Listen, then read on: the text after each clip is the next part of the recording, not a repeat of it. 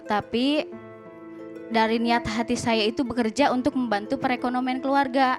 Nah, tapi keluarga saya itu malah menjudge saya itu malah tidak baik gitu Pak Ustadz. Merepotkan mereka gitu kan. Tolong solusinya Pak Ustadz, terima kasih.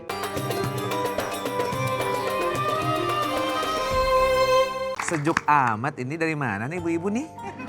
Hah? Dari Bogor ya? Oh, orang Wiliang nih ya.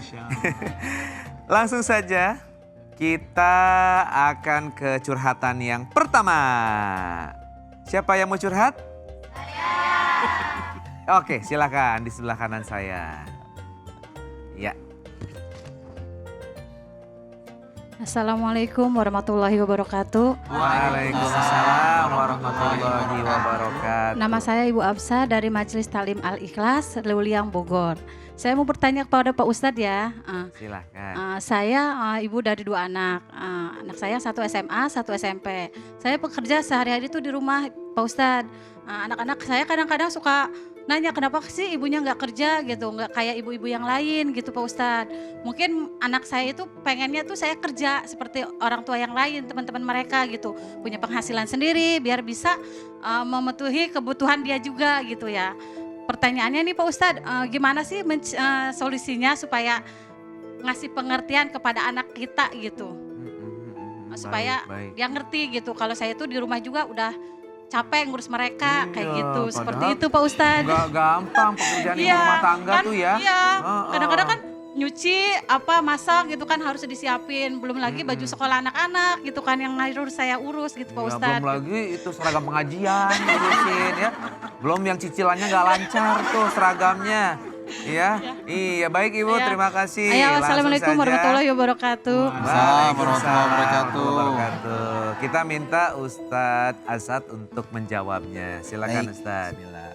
Ibu. Iya. Ini kenapa beda sendiri kerudungnya? Nggak datang ya waktu bagi-bagi ya. Belum lunas cicilannya. Baik, terima kasih pertanyaannya. Memang salah satu yang membuat hati kita tidak bahagia itu ketika kita sering membandingkan. Nah, kok dia begini, kok saya begini, ya? Kok keluarga dia begini, keluarga saya begini. Kok suami dia ganteng, suami saya? Nah. Kok suami tetangga kaya, suami kita? Nah. Itulah yang membuat hidup kita menjadi tidak bersyukur. Karena tidak ada keluarga yang sama, Bu. Nggak ada. Ibu, suami ibu, anak-anak ibu, semuanya beda. Semua akan diberikan nikmatnya masing-masing dan ujiannya masing-masing. Dan ibu nggak bisa pilih. Saya maunya ujiannya suami saya banyak duit aja deh. Nggak bisa. Saya mau ujiannya pusing mikirin jalan-jalan kemana setiap minggu, nggak bisa ya. Bisa jadi ujian ibu adalah sesuatu yang memang itu menjadi ketakutan ibu terbesar. Allah uji di situ. Termasuk juga tadi ketika anak mungkin bertanya, ya, kok mama nggak kerja sih, kok mama di rumah aja ya, tidur-tiduran, main HP ya, kayak nggak ada kerjaan nih mama di rumah nih. Mungkin bisa disampaikan pertama diberikan pendidikan kepada anak. Yang namanya anak itu kan bertanya itu bukan berarti dia melawan ya, bertanya karena tidak tahu. Maka yang pertama kali ibu komunikasikan. Bukankah memang itu yang harus dilakukan seorang ibu kepada anak, mengkomunikasikan. Bilang, "Nak, mama nih nggak kerja. Kenapa? Karena harus ngurus kakak, ngurus adik, ngurus suami, ngurus orang tua mungkin yang masih di rumah." Komunikasikan dengan baik dengan anak. Pasti anak mengerti. Tapi ibu juga di rumah tentunya harus betul-betul terlihat oleh sang anak ya memang melaksanakan kewajibannya, Bu. Jangan ibu malah pergi pasar atau main joget-joget gitu ya di sosmed. Nah itu mungkin yang membuat anak juga mikir, emak gue nih nggak ada faedahnya nih di rumah nih ya. Ya jadi itu yang pertama ya. Yang kedua mungkin komunikasikan juga dengan suami kan, namanya anak kan amanah berdua. Bilang ke suami, ayang, bebek, apa biasa manggilnya? Aa, Sayang. sayangku, cintaku. Alah, sayang. Masih mesra ya. Bilang, ini anak kita nih pengen saya kerja gitu misalkan. Tapi kalau ayah bilang udah nggak usah, di rumah aja. Kan emang tempat terbaik seorang wanita di rumah, Bu. Mau gimana pun di rumah. Ya, ibu mau keluar rumah pun jihad seorang ibu, jihad seorang istri itu di mana? Di rumah. Ketika di rumah tidak terurus, coba lihat. Kalau satu rumah tidak ada ibu, tidak ada istri yang menjadi jantungnya, maka rumah itu pasti sepi, Bu. Maka peran seorang ibu itu adalah peran yang sangat vital. Dan panggilan ibu, mama, umi itu adalah panggilan yang paling mahal. Status yang terbaik, status yang paling mulia dari seorang wanita adalah menjadi seorang ibu. Maka jadilah ibu yang baik. Jangan suka main sosmed berlebihan. Dan jangan sering ngabisin duit suami. Baik, Ustadz terima kasih Terima banyak kasih. Ustadz tanggapannya. Tuh udah jelas ya sekarang ya. Oke, langsung saja kita langsung ke curhatan yang kedua. Siapa yang mau curhat? Oke, yang di sebelah kanan saya silahkan. Assalamualaikum warahmatullahi wabarakatuh. Waalaikumsalam warahmatullahi wabarakatuh.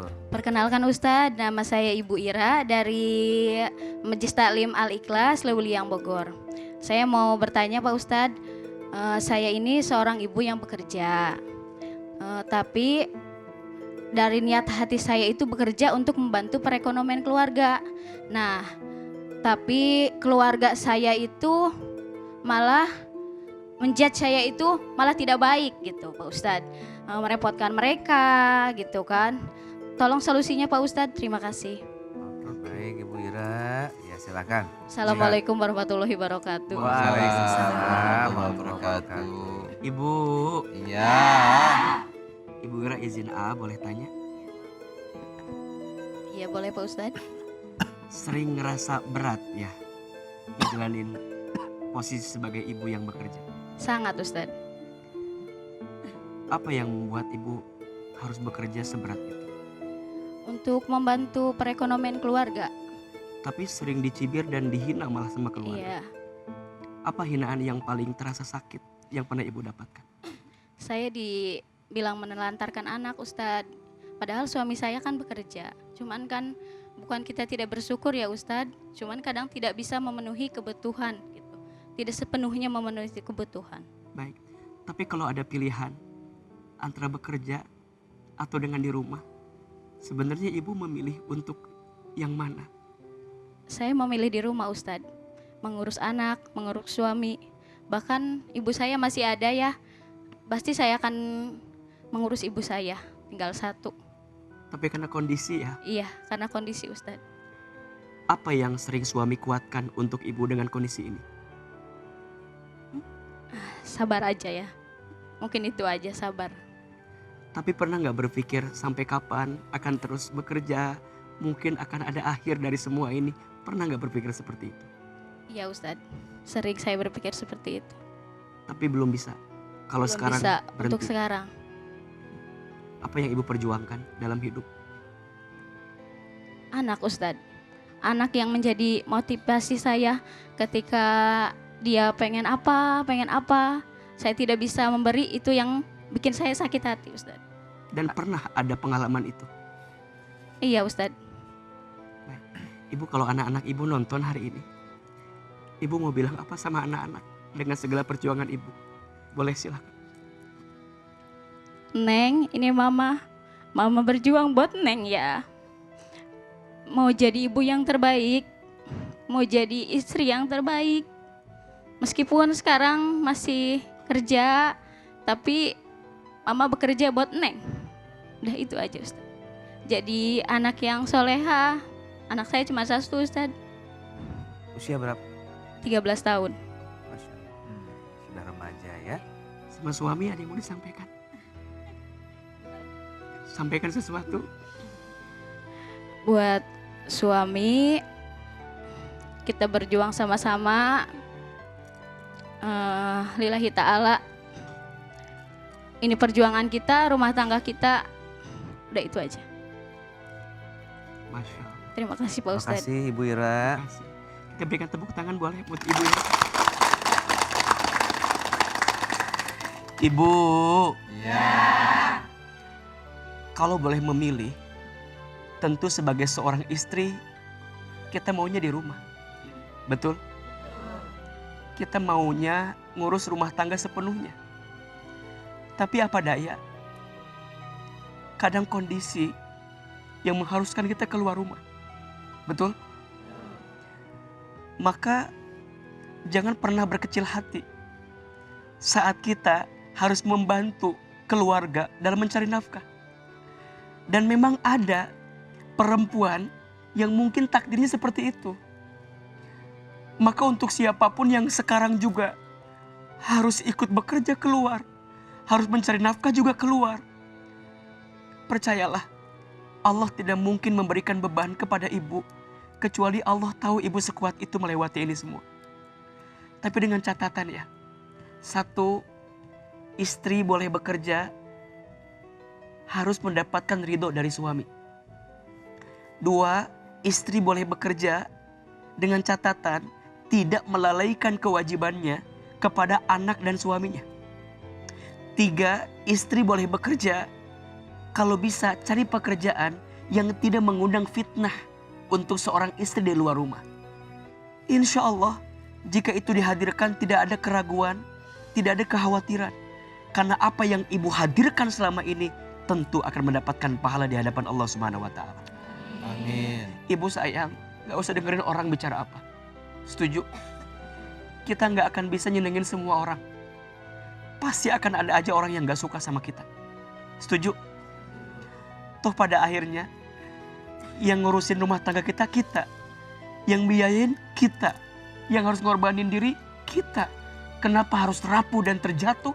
Gara-gara cibiran tetangga, omongan orang lain. Betul? Tangguh jadi ibu, kuat jadi istri. Walaupun memang mencari nafkah kewajiban suami. Ketika seorang istri memberi bukan kewajiban tapi kebaikan, maka hitungannya menjadi sedekah yang tetap ada pahalanya di hadapan Allah Subhanahu wa Ta'ala.